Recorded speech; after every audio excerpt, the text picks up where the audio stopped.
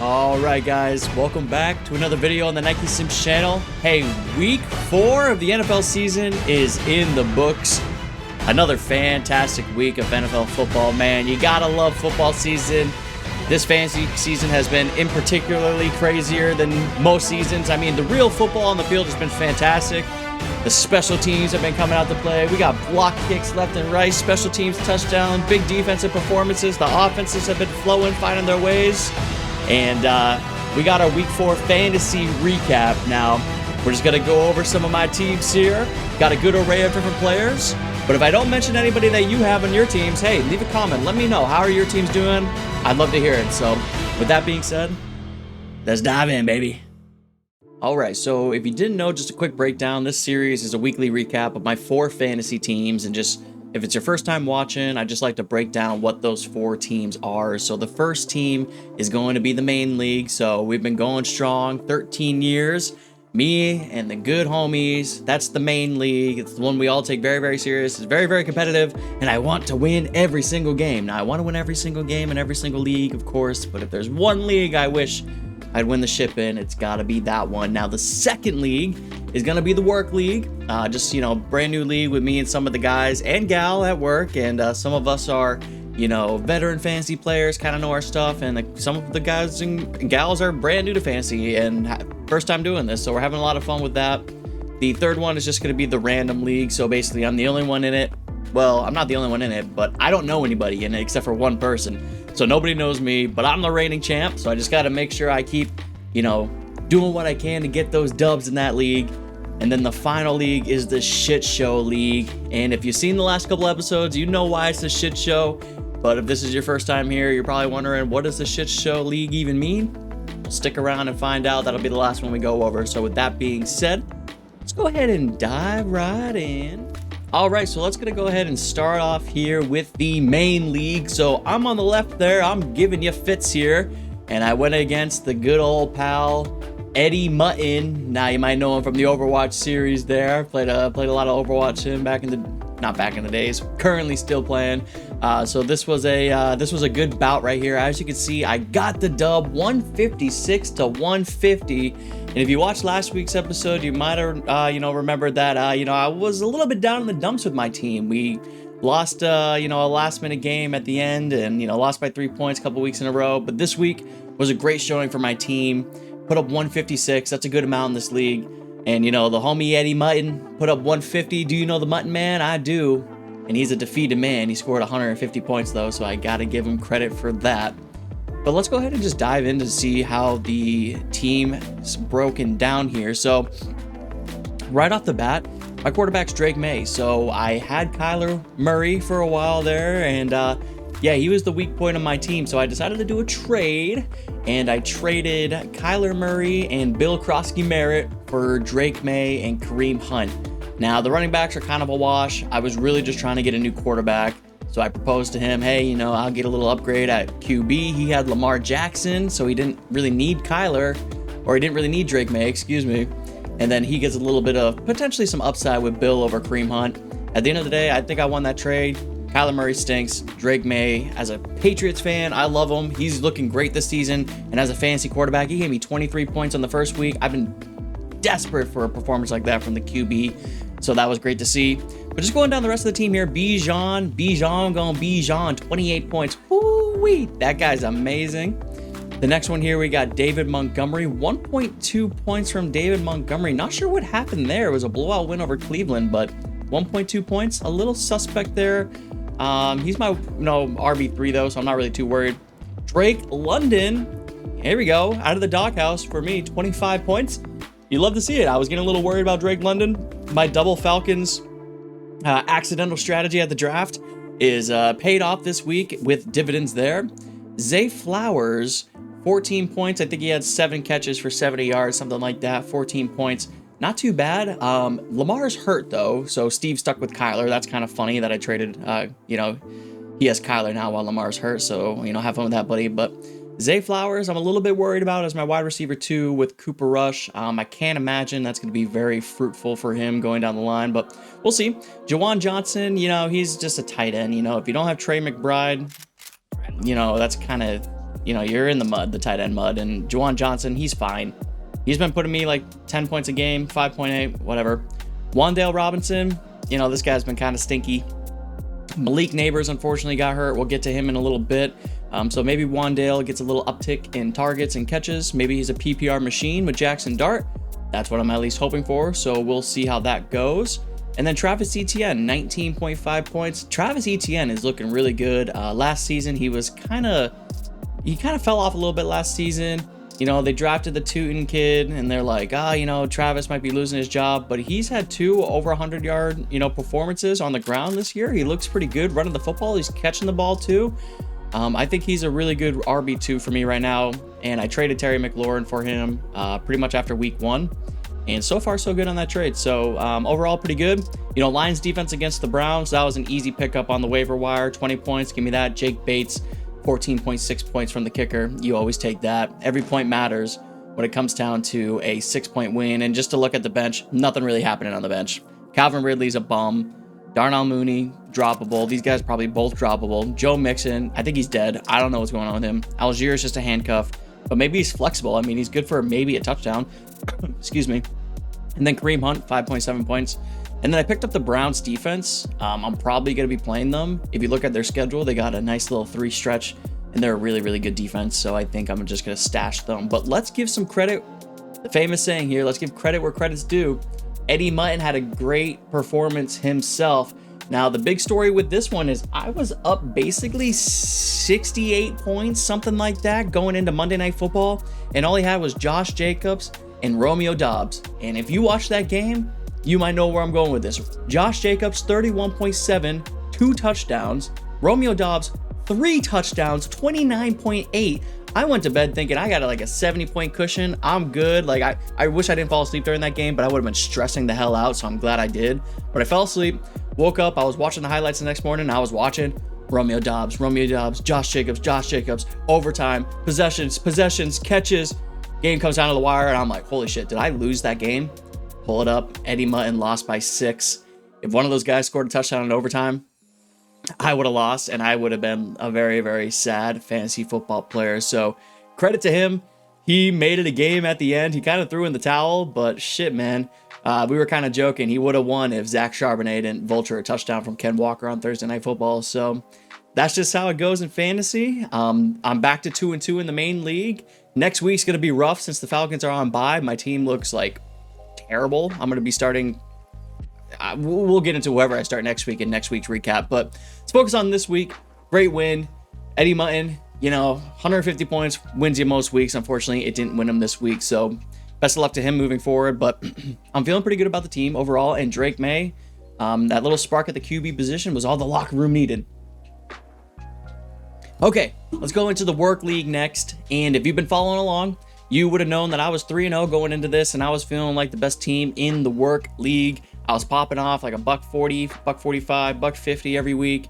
And unfortunately, the tables had turned finally in somebody else's favor. Do It for Dale beat Jim Finance 153 to 106. Kind of got my ass whooped. And the big story, unfortunately, with my work league is going to be the fact that I had Malik Neighbors, and he is out for the year with a torn ACL. MetLife turf, dude. That thing always gets motherfuckers, dude. And Malik Neighbors is the newest victim. And even if I didn't play Malik, even if he put up 20, I probably still would have lost. So let's just go through the team. Josh Allen's Josh. We know what he is. Kenneth Walker. I got Sharp on the bench. When Sharp's back, he's going to vulture points from Kenneth. He caps his ceiling. I don't even know if I could play either of them when they're both healthy. It's pretty annoying. Jordan Mason, the Vikings fell behind over in Dublin, and they probably had to, shift away. Xavier Scott seems to be like their passing down guy, so he was kind of faded away. So 10 points, it is what it is. Malik, tough go. Tet McMillan, he had Gonzalez all over him in New England. So 10 points, I guess you kind of take it. It is what it is. That's kind of what he is going to be all the season. Ricky Pearsall got hurt. So 2 of my wide receivers got hurt. I don't know if he's going to be healthy this week. Trey McBride. He's Trey McBride. He's pretty dang good. 12.2 points. We'll take it. And then, of course, I still got Jahmyr Gibbs. He's the Gibbs, dude. He's the Gibbs. He's nasty. 17 points. Kickers are kickers. Green Bay defense against the Dallas Cowboys. Yeah, -3 points. You're not going to win with -3 from your defense, especially when your opponent puts up 16 with the Eagles. And then we just look at the bench. I got Travis Etienne on the bench in this league. I think from here on out, I'm probably just going to play him over Kenneth Walker and Zach Charbonnet and roll out with Gibbs, Jordan Mason, and Etienne, because just, you know, with those guys both healthy, they're really hard to predict. And then I made some good moves here. You know, Alik Ayamanor, the rookie in Tennessee, he's just kind of a depth piece. DJ Moore, I benched because he hasn't really been doing much. You know, 4 for 38.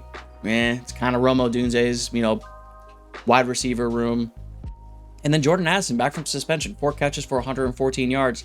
Should have been a touchdown, so he should have more. But so I'm thinking next week I'm going to plug in, you know, Jordan Addison over Malik Neighbors, and then DJ Moore's on bye, so I'm probably going to have to put in a leak over Pearsall if Pearsall's out. We'll just have to see how that goes. So, but you know, again, let's give credit where credit's due. Dale, do it for Dale here. Dylan at work, he came out swinging. Christian McCaffrey, he's just a beast in any PPR format. 26 points. He had George Pickens. You know, going into this, I was up by 1 point, and I had Green Bay defense, and he had George Pickens and Tucker Kraft, and I was like, oh, maybe I have a chance, scoop and score. Yeah, no, George Pickens said the hell with that. I'm going to go 8 for 134 and 2 touchdowns, put up 33 points. Then Tucker Kraft, he got robbed of a touchdown. Add insult to injury, and then obviously his kicker and his defense kind of both combined for some decent points there. So do it for Dale. Popped off on Jim Finance. It is what it is. We got to go on to next week. You know, my panic meter is a little bit higher now than it was before, now that Malik is out. I already needed a wide receiver. I lost my wide receiver 1. I'm kind of in a tough situation going into the rest of the week. Might have to make some moves and get rid of Kenneth Walker for a wide receiver. We'll see. I got something cooked up. Maybe I can get a trade going. All right, next up we got the Random League, and I am on the left. I'm Beantown Bullies facing Neighbors Think My Team is Toast. I think he just changed that with the injury. And look at this score here, folks. 108.66 to 108.56. I won by 0.10 points. Wow. So basically the big story with this one is I had Breece Hall. He had... Oh, what's going on here? I had Breece Hall. He had Jalen Waddle going into the night. He had a 7-point lead. And as you can see here, Breece Hall, 13.6. Jalen Waddle, 6.30. That was enough to squeak out the dub. I went to bed thinking I lost. I was like, man, I'm gonna go 1-3 on the week. It's gonna be tough. I gotta recover. Ended up getting this win, going 2-2 in all my leagues. 2 wins, 2 losses, and this being one of the wins here. And you know, like I've been saying, if you've been watching a couple of the episodes, this team has been underperforming mightily. You'll see, you know, I got Baker Mayfield. He's been great. Can't you know, complain about that. Saquon's been kind of not what you expect from your first round pick so far. I think 2 games now, Jalen Hurts has led him in rushing. Not really what you want to see, but he was able to get 15.4 this week, so that's good. Kyron Williams, 8.9. I mean, I'm not really sure what's going on there. It seems like Blake Corum's getting a lot of action. So if Kyron's not getting a touchdown, you know, maybe his floor is a little bit capped, or is, you know, ceiling. I'm not really sure. I'm going to keep rolling him out. I'm sure he's a fine, you know, running back too. AJ Brown's kind of been, you know, probably one of the biggest disappointments of the fantasy season throughout the first quarter of the year. Last week he came back. Everybody was like, oh, AJ Brown might be back. You know, squeaky wheel gets the grease. He's getting catches. No, I think he had like 9 targets for 7 yards, something like that this game. Absolutely putrid. Jalen Hurts had no passing yards in the second half versus the Bucs. How do you even do that? Like, when you if you're the reigning Super Bowl champ and one of the best teams in the league, you gotta just keep stepping on their throats, man. I don't really even know what to make. Drafting double Eagles, again, it was an accidental thing during the draft. I really didn't even think about it when it happened, and then I realized I did. It's kind of biting me in the butt. But luckily, I've got some good value with the Mika Ibuka, 18.10. This guy's freaking awesome, man. One of the steals of the draft. If you drafted him, you know that he's been doing great. He's been stepping up. Breece Hall, we already talked about, 13.6. You know, he's been kind of mid, but I was glad to see that he got him involved. You know, the Jets got him involved in the passing game and the rushing game as well, of course. And then Braylon Allen got hurt. So they got like that Isaiah Davis guy or whatever, and he was eating into a lot of the workload. It was kind of pissing me off because if we were watching that game, Breece Hall was like one of the only things really going well for the Jets, and they would just like take him out of the game. I'm like, dude, why are you not feeding this guy? He's really the only thing working for you. And then I made a waiver wire pickup. So as you can see in this league, tight end's actually optional. So there's no tight end slot. Instead, the third flex is a running back, wide receiver, tight end. So Tucker Kraft was on the waiver wires, and I was like, well, maybe I can pick him up because I really haven't had a good option. I've had Marvin Harrison and Michael Pittman and, you know, Travis Hunter, and I'm like, well, maybe this guy could be good. Scores if he could score a touchdown. Got robbed, 8.1 points. You know, he scores that touchdown, 15 points. Pretty good performance. I mean, you can say that about anybody. Tyler Loop, kicker, whatever. Texans defense against Tennessee, 14 points. That was an easy call. And then the bench here, Cooper Kupp, probably droppable if you're in a 10-man league like this one. He just sucks. You know, I don't know. Sam Darnold's just focusing on JSN so much. Cooper Kupp just seems to be just like a non-factor. They got like AJ Barner, and I think they got like, is that Arroyo guy on the Seahawks, or is that another team I'm thinking of? Either way, Cooper Kupp really just is not one of the main options. Nick Chubb's losing his job to Woody Marks. Michael Pittman's probably somebody that I could start in a pinch from here on out. You know, he is what he is, you know, wide receiver 3 territory. Marvin Harrison was really pissing me off. If you watched that Thursday night game, he just looked absolutely defeated. Came back, bounced back with a touchdown. I still benched him because I was like, you need to show me that I can start you. And even watching that game and seeing the, like, if I was a casual, I'd see 15.6 and I'd be like, yeah, he can go ahead and go in next week. But watching that game, I'm still not convinced that he is somebody that I can plug in and trust the rest of the way. Travis Hunter, probably another guy who's droppable in 10-man leagues. You know, he's not really much of an impact player right now on the offense. And then Bill Krosky-Merritt, I mean, they're just giving the ball to Chris Rodriguez and Jeremy McNichols, and then Bill Krosky-Merritt's like the third one up. When Eckler got hurt, everybody was like, oh man, this is Bill's time. It's not Bill's time, man. I mean, 47 yards, 10 receiving yards. Throwing a touchdown, like maybe he has a decent game, but he's not somebody you're going to want to bank on for fantasy, that's for sure. So this team, there's pieces on this team, but overall it's kind of like, I need these guys to step up. I'm not really having anybody that could put up 30 points, and that should be AJ Brown. That should be Saquon Barkley. Hell, that could even be, you know, Kyron Williams. I've seen him go crazy a couple times, but I just don't seem to have it. But let's go ahead and go on the other side. Speaking of guys that can put up 30 points, you know, my opponent in this league had, you know, Josh Allen, DeAndre Swift, and Chuba Hubbard. I wouldn't be really thrilled if those were my running backs. You know, not ideal situations. Swift looks bad. Hubbard is on the Panthers, so I need to say more. He's got Puka Nacua, though. Guy's absolutely amazing. I would kill to have him on my team. And then he lost Malik Neighbors. He actually texted the chat and he was like, I'll trade Puka. And I'm like, why would you trade Puka? You just lost Malik Neighbors. Like, if anything, you need him to lock in. And then Travis Etienne, Jalen Waddle, we've already kind of touched on that. -2 from his defense.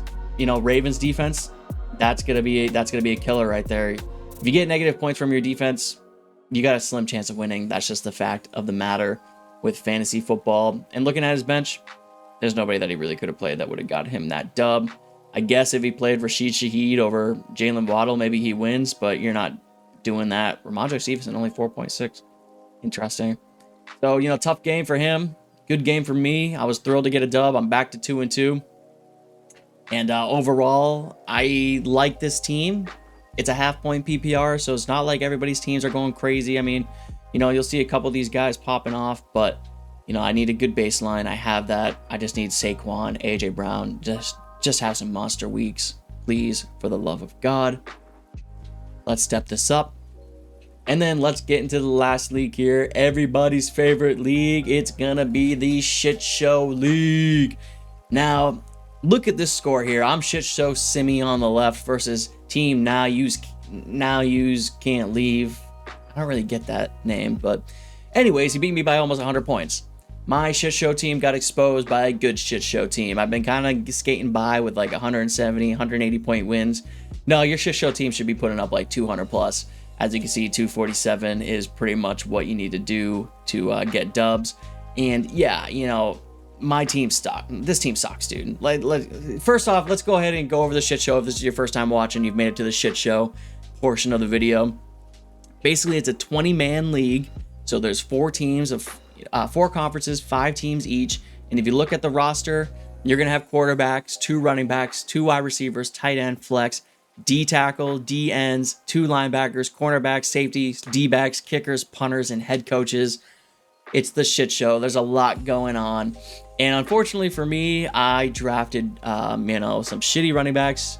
Tyrone Tracy got hurt. My other one was Jalen Warren, so I like dropped him or something. I wish I didn't, because I ended up having to pick up Trey Sermon, who got me 0 fucking points, and then Devin Singletary, who got me 2.8. I'm in the absolute dregs in the shit show. I got Marcus Mariota in. I got Marcus Mariota in because Jaden Daniels has been hurt. He's my quarterback. But then I got, Amon-Ra St. Brown, pretty much the only star of my team. He's not putting up 70 points to keep me up with teams like this. That's for damn sure. Cooper Kupp stinks. Already went over that. Hunter Henry, he's been a good, tight end. Tight ends are what they are. He's a decent one. Tyreek Hill. Yep, I had Tyreek Hill on my team. He was looking like he was going to have a great breakout game, and then he broke out his leg. That was gnarly. Tyreek Hill's a piece of shit, though, so, whatever. I don't really feel bad for him. But for my shit show team, I feel bad for that. And then, my defense, didn't really do much. Milton Williams, not too much. Daniil Hunter, 15 points. He had 0 last week. Defensive ends. Henry To'o, 7 points for my linebacker. My other one put up 24, dude. Why are we putting 7 points up as a linebacker? You get like 2 points a tackle. What the fuck are you doing out there? Pass Surtain. Nobody wants to pass to him, so he only got 2 points. I should just drop him. Kyle Hamilton's an all-pro. He's going to stay there. And then I got Cameron Kinchins. Not really sure who this is. I just picked him up because I needed, some action on the DBs. Whatever. Kicker, whatever. Punter, 0 points. Sick.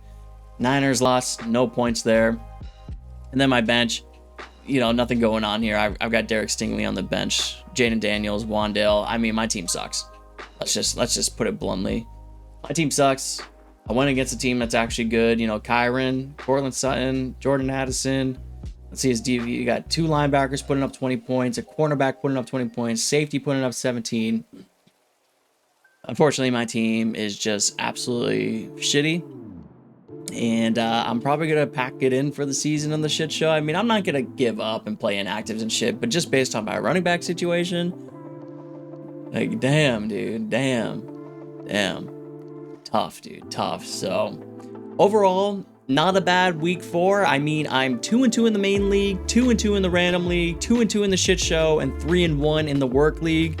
So overall, not a bad start to the season. I just got to make sure I keep making the right roster moves, starting the right people, watching the games, staying tapped in, making waiver wire claims where I can, and just staying positive and just enjoying this football season, which has been off to a great start. So that's going to be where we're at. And I'm quite enjoying the fantasy football season. So let's go ahead and get to the outro. Okay, yep, there's the music. There's the outro music. Guys, I appreciate you if you are watching this video. Hey, please consider leaving a like, maybe even subscribing if you're enjoying the content. I got fantasy football recaps coming out every single week. I'm going to try to get these gaming content uploaded. I got a new Overwatch video, some World of Warcraft series going on here. And most of all, I hope you're enjoying this football season. I know the first quarter of it has been an absolute blast. I'm having a great time. The product on the field has been amazing. So, with that being said, I hope you have a great rest of your day. Leave a comment. Let me know how your fantasy football teams are doing. Who's your biggest surprises? What are you really pissed about, man? Just go ahead and vent in the comment section, man. I invite you to do such because, hey, this is a safe space, man. But, yeah, thanks again. Hope you have a great day.